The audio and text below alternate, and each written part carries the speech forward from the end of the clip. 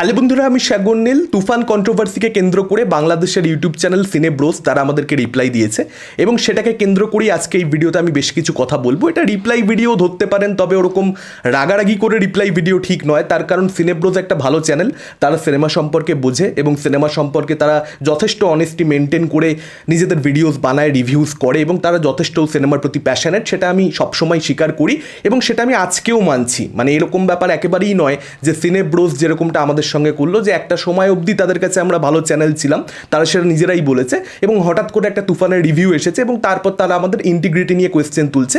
সেই একই কাজ আমরা কিন্তু করবার পক্ষপাতী আসলে নই। একটা বিশাল বড় 32 মিনিটের ভিডিও সে বানিয়েছে, যেখানে গোটা ভিডিওটা জুড়ে সে বেসিক্যালি অরিত্রদাকে কাউন্টার করে গেছে, অরিত্রস জ্ঞান তাকে রিপ্লাই দিয়ে গেছে।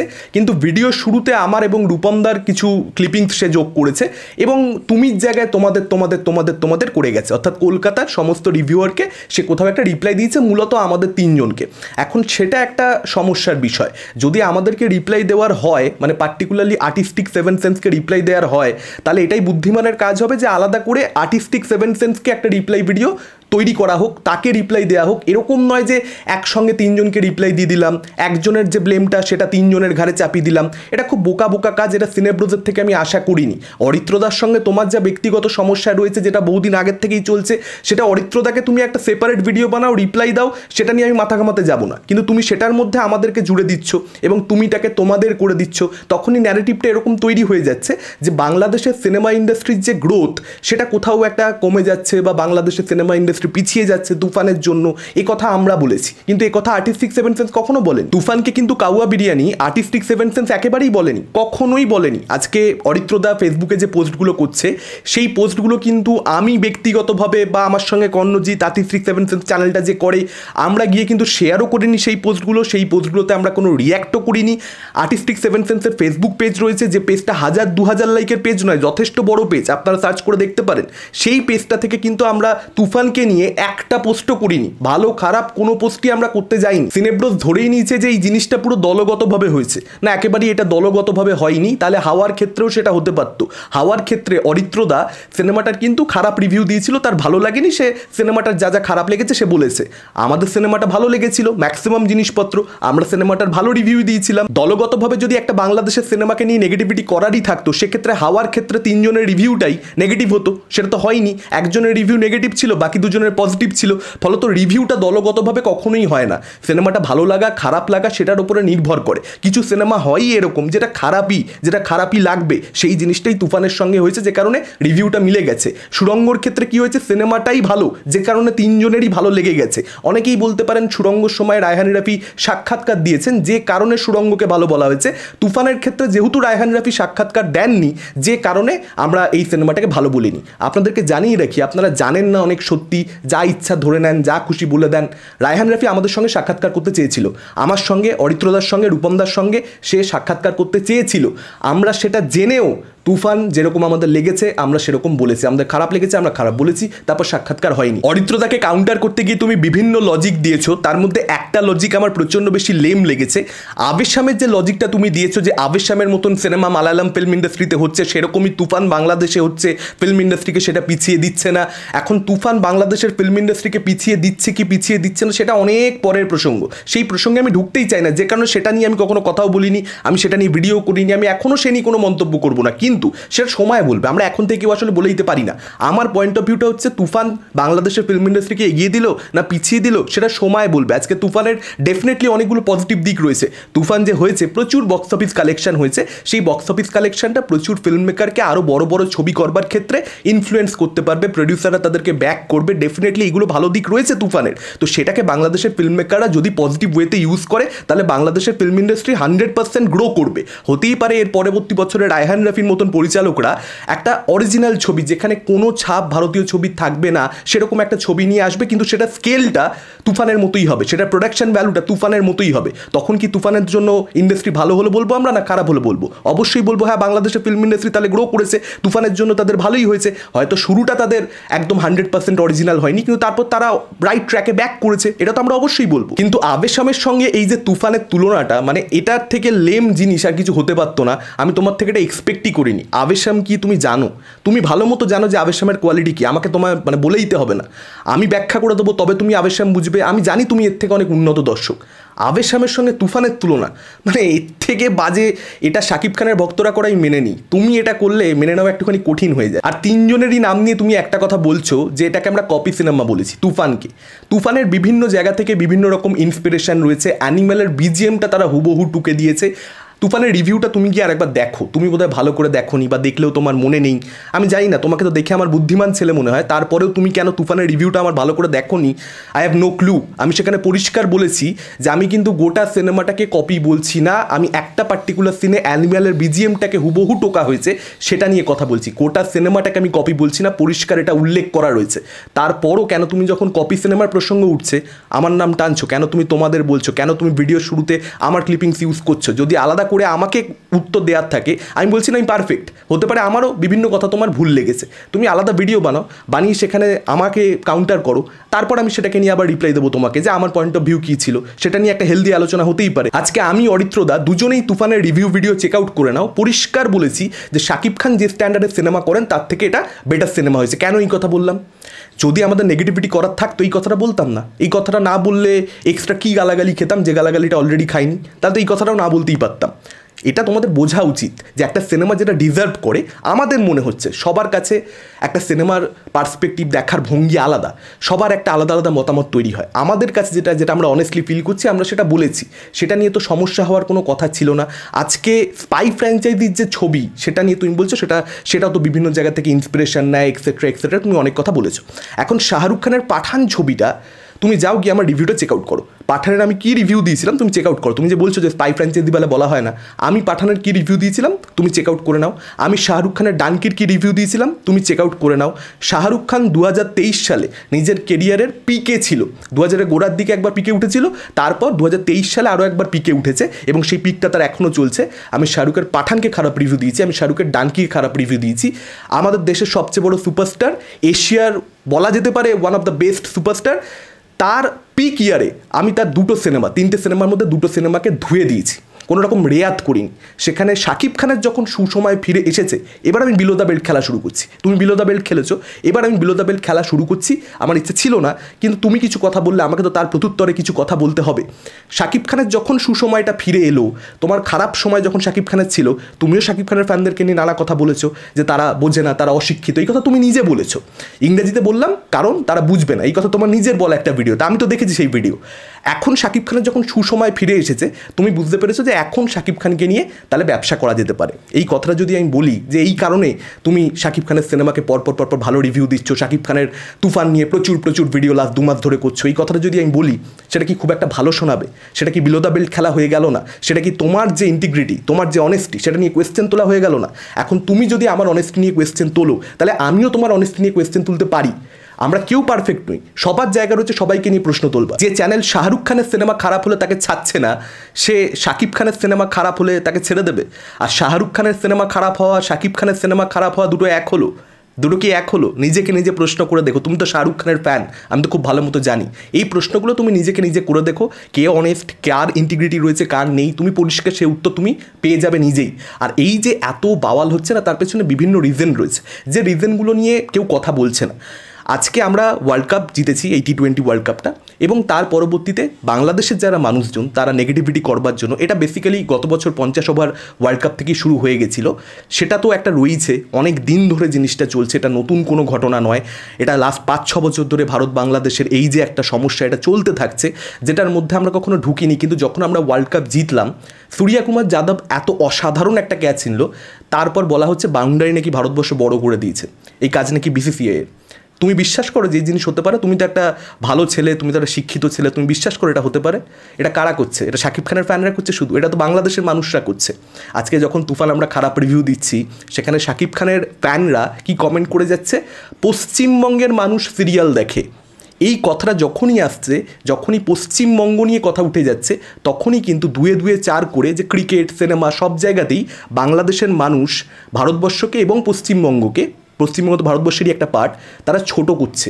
ক্রমাগত ছোট করছে, ক্রমাগত করাপশানের সঙ্গে বিনা কারণে যুক্ত করে দিচ্ছে। আমাদের যেটা সাকসেস সেটাকে নিয়ে আমাদের প্রশংসা করছে না, উল্টে সেটার মধ্যে করাপশান খুঁজছে। তখন তো দুয়ে দুয়ে চার মানুষ করবে, রাগটা কোথাও এর রাগ, অন্য কোথাও এর রাগ অন্য আর একটা জায়গায় গিয়ে তো পড়বেই। সেই জিনিসটাই অরিত্রদার ক্ষেত্রে হচ্ছে, সেই জিনিসটাই রূপমদার ক্ষেত্রে হচ্ছে, হয়তো কিছু ক্ষেত্রে সেই জিনিসটা আমার ক্ষেত্রে হয়ে যাচ্ছে। আজকে তুমি যে বলছো যে শাকিব খানের ফ্যান্সদেরকে আমরা গোটা বাংলাদেশের দর্শক ধরে নিচ্ছি এবং অ্যান্টি বাংলাদেশ একটা ন্যারেটিভ তৈরি করছি, আর তোমার সঙ্গে যখন আদিপুরুষের সময় প্রভাসের ফ্যানরা তোমাকে গালাগালি করেছে, তুমি অ্যান্টি ইন্ডিয়া ন্যারেটিভ তৈরি করনি। দুটোর মধ্যে কোথায় পার্থক্য আমি তোমাকে এক্সপ্লেন করে বুঝিয়ে দিচ্ছি। আমি আশা করেছিলাম তুমি বুঝবে, কিন্তু তুমি সেটা বোঝোনি।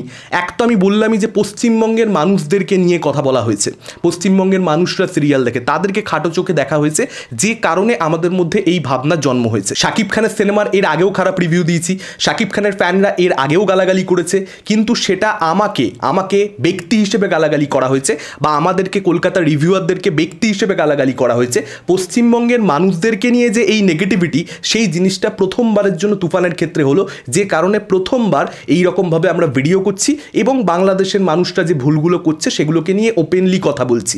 এর আগে আমাদেরকে অ্যাটাক করা হয়েছে, আমাদেরকে বিভিন্ন ধরনের পার্সোনাল অ্যাটাক করা হয়েছে, সেই অ্যাটাকসগুলোকে নিয়ে আমরা অত বেশি মাথা ঘামাইনি। কালকে তোমার দেশ নিয়ে যদি প্রভাসের ফ্যানরা বলে, তাহলে তুমি রেগে যাবে খুব স্বাভাবিকভাবেই। প্রভাসের ফ্যানরা তোমাকে নিয়ে বলেছে, তুমি নিজেই ভিডিওর মধ্যে বলেছো যে তোমাকে নিয়ে প্রভাসের ফ্যানরা বলেছে, তোমাকে বিভিন্ন ধরনের নেগেটিভিটি, বাজে কমেন্টস, সেই জিনিসটা তো আমরা হামেশাই পেয়ে থাকি। যদি সেটার মধ্যেই সীমাবদ্ধ থাকতো জিনিসটা, তাহলে এত কথা উঠতোই না। আর এই যে আজকে একটা গোটা ভিডিও বানালে, সেখানে অরিত্রদাকে তোমার কাউন্টার করার ইচ্ছা ছিল, সেটাই তুমি করলে, কিন্তু তুমিটা তোমাদের করে দিলে। এই যে তুমি বিলো দ্য বেল্ট খেলাটা খেললে, এখন আমি যদি বলি যে ইন্ডিয়ান সিনেমা রিভিউ না করলে তোমার চ্যানেল চলবে না। ইন্ডিয়া গোটা বিশ্বের মধ্যে সব থেকে বেশি সিনেমা প্রডিউস করে। আজকে বাংলাদেশে হাইপ হয় এরকম কটা কন্টেন্ট গোটা বছরে নির্মাণ করা হয়। মাঝে সাঝে একটা প্রিয়তমা, মাঝে সাঝে একটা সুড়ঙ্গ, মাঝে সাঝে একটা তুফান। ওটিটি প্ল্যাটফর্মে এখন হাইপ তো হচ্ছে না, বহু বছর ধরে সেরকম কন্টেন্ট ওটিটি প্ল্যাটফর্ম থেকে বাংলাদেশের তারা প্রডিউস করতে পারছে না। সেটা চরকি হোক, হইচই বাংলাদেশ হোক, তারা সেটা আগে করতে পারছিল। কারাগার, তাকদীর 2022-এর মধ্যে সেটা গুটিয়ে গেছে। 2023-এর পর থেকে সেই জিনিসটা খুব কম ক্ষেত্রে, একটা আধটা ক্ষেত্রে হয়তো দেখতে পাওয়া গেছে, সেই হাইপ আর হচ্ছে না।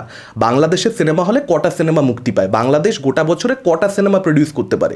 শুধুমাত্র বাংলাদেশের ছবি নিয়ে যদি তুমি পড়ে থাকো, তাহলে তোমাকে বাংলাদেশের অন্যান্য যে চ্যানেলগুলো রয়েছে, যেগুলোর থেকে তোমার একটা পার্থক্য রয়েছে, তোমার মধ্যে একটা অনেস্টি রয়েছে। আমি এখনও বলছি বিলো দ্য বেল্ট খেলছি, তুমি বিলো দ্য বেল্ট খেলেছো বলে, তো তোমাকে ওই সাকিব সাকিব সাকিব সাকিব করে যেতে হবে, যেটা তুমি লাস্ট 2 মাস ধরে করেছো। যদি তুমি ইন্ডিয়ান সিনেমা একবার ছেড়ে দাও, যে কারণে তোমাকে ইন্ডিয়ান অডিয়েন্সকে হাতে রাখতে হচ্ছে, এটাকে বলে বিলো দ্য বেল্ট খেলা। ইন্ডিয়ান অডিয়েন্স তুমি হাতে রাখতে চাও, যে কারণেই তুমি ইন্ডিয়ান অডিয়েন্সের বিরুদ্ধে কিছু বলতে পারছো না। প্রবাসের ফ্যানরা গালাগালি দিলেও এটা তোমার বিজনেস স্ট্র্যাটেজি, তুমি ইন্ডিয়ান ফ্যানদেরকে নিয়ে কিছু বলতে পারছো না, কারণ বললেই মুশকিল হয়ে যাবে। এখন বাংলাদেশের ফ্যানদের ক্ষেত্রে, আমাদের ক্ষেত্রে সেই ঘটনাটা এক নয়। বাংলাদেশের সিনেমাগুলো রিভিউ না করলেও আমাদের দেশে প্রচুর সিনেমা মুক্তি পায়, প্রচুর সিনেমা মুক্তি পায়। আমি তেলেগু, তামিল, বলিউড এসব ছেড়ে দিলাম, আমাদের এপার বাংলাতে, আমাদের ওয়েস্ট বেঙ্গলের বাংলা ফিল্ম ইন্ডাস্ট্রির থেকে যত সিনেমা গোটা বছরে মুক্তি পায়, তার 20% 30% তোমাদের গোটা বছরে মুক্তি পায় কিনা সেটা নিয়ে আমার ডাউট শুধুমাত্র নেই। আমি জানি এর উত্তরটা, মুক্তি পায় না, তোমরাও জানো। বিলো দ্য বেল্ট খেলতে হলে এটাই বলতে হয় যে তোমরা যদি শুধুমাত্র তোমাদের দেশের কন্টেন্ট নিয়েই থাকো, যদি ইন্ডিয়ান কন্টেন্ট নিয়ে তোমরা রিভিউ না করো, তাহলে তোমাদের রিভিউ চ্যানেলটা নামেই রিভিউ চ্যানেল হয়ে থাকবে। তোমাদেরকে অন্য আর 5টা, অন্য আর 10টা বিষয় নিয়ে কথা বলতে হবে, যেগুলো সিনেমা রিলেটেড তো বটে, কিন্তু রিভিউ নয়, মুভি রিভিউ বা ওয়েব সিরিজ রিভিউ নয়, কারণ তোমাদের দেশে এত কম কন্টেন্ট প্রডিউস করা হয়। এখন এটা একটা সত্য কথা, এটা একটা ফ্যাক্ট। যেই আমি এই ফ্যাক্টটা বললাম, সেটা হয়ে গেল হচ্ছে অ্যান্টি বাংলাদেশি। ফ্যাক্ট বললে অ্যান্টি বাংলাদেশি হয়ে গেলে সেটা খুব মুশকিল। ব্যক্তিগতভাবে যদি আমাকে জিজ্ঞাসা করো, এই ঝামেলার বাইরে বেরিয়ে যদি কথা বলতে হয়, আমি কখনোই বিশ্বাস করি না যে তুমি ইন্ডিয়ানদেরকে হাতে রাখবার জন্য, যাতে ইন্ডিয়ান সিনেমা তুমি রিভিউ করতে পারো, ইন্ডিয়ানদেরকে নিয়ে তোমার কোথাও একটা ব্যবসা রয়েছে, তুমি সেই জন্যে এই কাজগুলো করছো না। একেবারেই তুমি সেটা করছো না, আমি জানি। কিন্তু বিলো দ্য বেল্ট তুমি যেরকম বিনা কারণে খেললে, সেরকম বিনা কারণে বিলো দ্য বেল্ট যদি আমিও খেলি, তাহলে জিনিসটা কীরকম নোংরা পর্যায়ে যেতে পারে এবং একে অপরকে এই ব্লেম দেওয়া, দাগাদাগি চলতেই থাকবে। সেটার একটা টেস্ট আমি তোমাকে জাস্ট করাতে চাইলাম। আর আমি যা বুঝলাম তুমি প্রচণ্ড পরিমাণে জেলাস, তার কারণ বাংলাদেশের ফিল্ম ইন্ডাস্ট্রি বহু শিল্পী, আমাদের কলকাতা ফিল্ম ইন্ডাস্ট্রি বহু শিল্পী আমাদেরকে অনেক বেশি গুরুত্ব দেয় এবং আমাদেরকে ইন্টারভিউজের জন্য অনেক ক্ষেত্রে ডাকে। তারা সবসময় যে আমরা ইন্টারভিউজের জন্য অ্যাপ্রোচ করি তা নয়, ম্যাক্সিমাম ক্ষেত্রে আমরা আসলে অ্যাপ্রোচই করি না। খুব কম শিল্পীকে, যাদেরকে সত্যিকারের গুণী মনে করি, তাদেরকেই শুধুমাত্র অ্যাপ্রোচ করি নিজে থেকে, যে আমি একটা ইন্টারভিউ আপনার সঙ্গে করতে চাই, আপনার এই কন্টেন্টটা আসছে। তো আমার মনে হয় তুমি খুব জেলাস, কারণ তোমরা সেই রেসপেক্টের জায়গাটা হয়তো পাও না নিজেদের ফিল্ম ইন্ডাস্ট্রির জায়গা থেকে, যে কারণে তোমরা ইন্টারভিউজ নিয়ে বারবার কথা বলছো। এর আগেও তুমি অরিত্রদাকে একটা রিপ্লাই দিয়েছিলে যেখানে খুব গর্বের সঙ্গে দাবি করেছিলে যে সিনেব্রোস কোনো ইন্টারভিউজ করে না, তা সত্ত্বেও এই জায়গায় এসে পৌঁছেছে। ইন্টারভিউজ করাটা কি কোনো অন্যায়? ইন্টারভিউজ করার জন্য স্কিল লাগে, ফিল্ম কম্প্যানিয়ন থেকে শুরু করে গালাটা প্লাস বারাদ্দাজ রাঙ্গান, তুমি দেখো কি দেখো না আমি জানি না, চেক আউট করো, তাদের ইন্টারভিউজের একটা কোয়ালিটি রয়েছে। ওয়েস্ট বেঙ্গলে বাংলাদেশে সব মিলিয়ে আমি বলছি খুব কম ইন্টারভিউয়ার এরকম রয়েছে যারা আমাদের স্ট্যান্ডার্ডের প্রশ্ন করতে পারে, সেটা অরিত্রদা হোক, সেটা রূপমদা হোক, সেটা আমি হই, আমরা রীতিমতন কোয়ালিটি ইন্টারভিউ করি, এটা গর্ব করে বলতে পারি। এরকম প্রচুর নজির রয়েছে, বাংলাদেশের দর্শকরাও জানে, আমাদের এপার বাংলার দর্শকরা তো জানেই। ইন্টারভিউ করে এসেছি, করে এসে বাড়িতে তারপর সিনেমাটা দেখেছি, সিনেমাটা ভালো লাগেনি, খারাপ রিভিউ দিয়ে দিয়েছি। ইন্টারভিউয়ের সঙ্গে রিভিউয়ের যে কোনো কানেকশন নেই সেটা আমাদের অডিয়েন্স খুব ভালো মতো পরিষ্কার বুঝতে পেরে গেছে। ফলত এই যে তুমি ইন্ডাস্ট্রির সঙ্গে মেলামেশা হোয়াট এভার, তুমি যে একটা নোংরা খেলা খেলছো বিলো দ্য বেল্ট, যেটা আসলে নয়, সেই জিনিসটাকে তুমি দেখানোর চেষ্টা করছো বাংলাদেশের দর্শককে, সেটা করা বন্ধ করে দাও। এটা তুমি অন্যায় কাজ করছো। আমরা কত সিনেমার প্রিমিয়ারে যাই, সিনেমা দেখি এবং এসে খারাপ রিভিউ দিই, তোমার কোনো আইডিয়া আছে? আজকে তুফান তোমরা দেখতে পাচ্ছ তোমাদের বাংলাদেশের সিনেমা, যে কারণে তোমাদের নোটিশে আসছে। SBF আমাদের এখানে তুফানকে রিলিজ করেছে, SBF এর অথই ছবিটা কয়েকদিন আগে মুক্তি পেয়েছে, অনির্বাণ ভট্টাচার্যের সাক্ষাৎকার আমি বেশ কয়েকবার করেছি, তার সঙ্গে আমার সুসম্পর্ক রয়েছে আসলে। তারপর আমি সিনেমাটার খারাপ রিভিউ দিয়েছি, যাও চেক আউট করো, প্রিমিয়ারে দেখে এসেছিলাম, তারপর অথইয়ের আমি খারাপ রিভিউ দিয়েছি।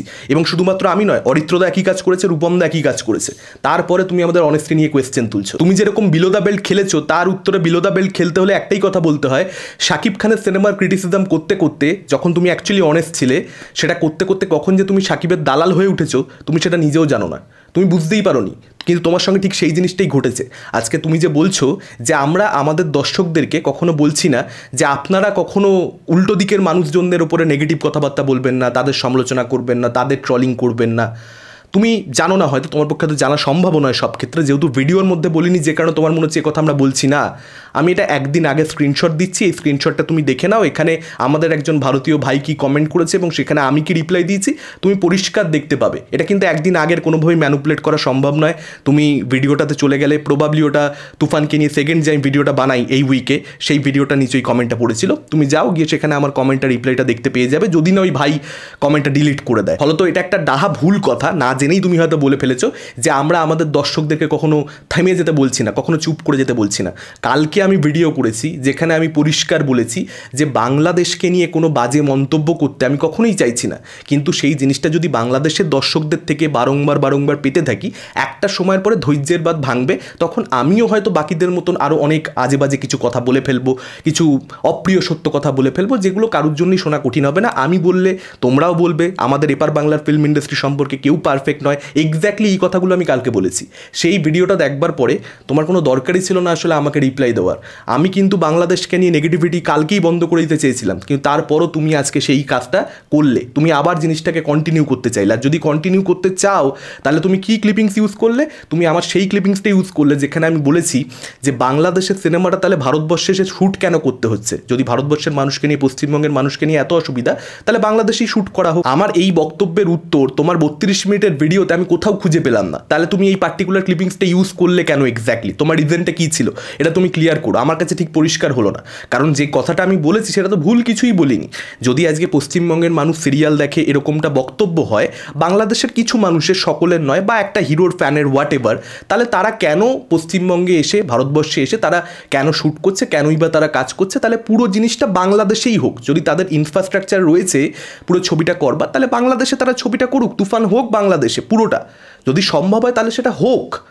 এই কথাটা যখনই বলছি সেটা হয়ে যাচ্ছে অ্যান্টি বাংলাদেশি, কিন্তু এটা যে ফ্যাক্ট, সেই ফ্যাক্টটা কেউ মেনে নেবে না। সেই ফ্যাক্টটা মুখের ওপরে বলে দিলেই, সত্যিটা বলে দিলেই তখন একটা শ্রেণী তারা রেগে যাবে। পশ্চিমবঙ্গের মানুষকে খাটো চোখে যদি না দেখা হতো তাহলে আমরা এই কথাটা বলতাম না। এই ধরনের কমেন্ট করবার আসলে আমরা লোক নই, তাহলে অনেক আগে থেকেই করতে পারতাম। শুটিং তো বহুদিন ধরেই হচ্ছে, তো নতুন কোনো ঘটনা নয়। তাহলে কেন রিলিজের আগে করিনি, কেন এখন করছি? কারণ পশ্চিমবঙ্গের মানুষকে খাটো চোখে দেখা হচ্ছে এই লাস্ট 2-3 দিন যাবত, সেটা নিয়ে আমাদের একটা ঘোরতর সমস্যা রয়েছে। এখন অনেকেই এই কথা বলতে পারে ভারতীয় সিনেমা কি বাইরে শ্যুট হয় না, 100% হয়, কিন্তু আমরা লন্ডনকে কখনোই মুম্বাই বলে দাবি করি না, আমরা লন্ডনকে কখনোই কলকাতা বলে দাবি করি না, আমরা কখনোই লন্ডনকে চেন্নাই বলে দাবি করি না, যেটা তুফান ছবিটার ক্ষেত্রে করা হয়েছে, কলকাতাকে ঢাকা বলে দাবি করা হয়েছে। তো সেটা একটা সমস্যার জায়গা, সেটাই কোথাও একটা বোকা, এবং সেটা নিয়ে শুধু যে আমরা সমালোচনা করছি তা নয়, বাংলাদেশের প্রচুর মানুষ সেটা নিয়ে সমালোচনা করেছে, বহু ফেসবুক পেজ সেটাকে নিয়ে সমালোচনা করেছে যে ওটা কলকাতাকে ঢাকা বানানোর প্রচেষ্টাটা সম্পূর্ণ ব্যর্থ হয়েছে এবং কলকাতার বিভিন্ন জুনিয়র আর্টিস্টদেরকে নেওয়া হয়েছে,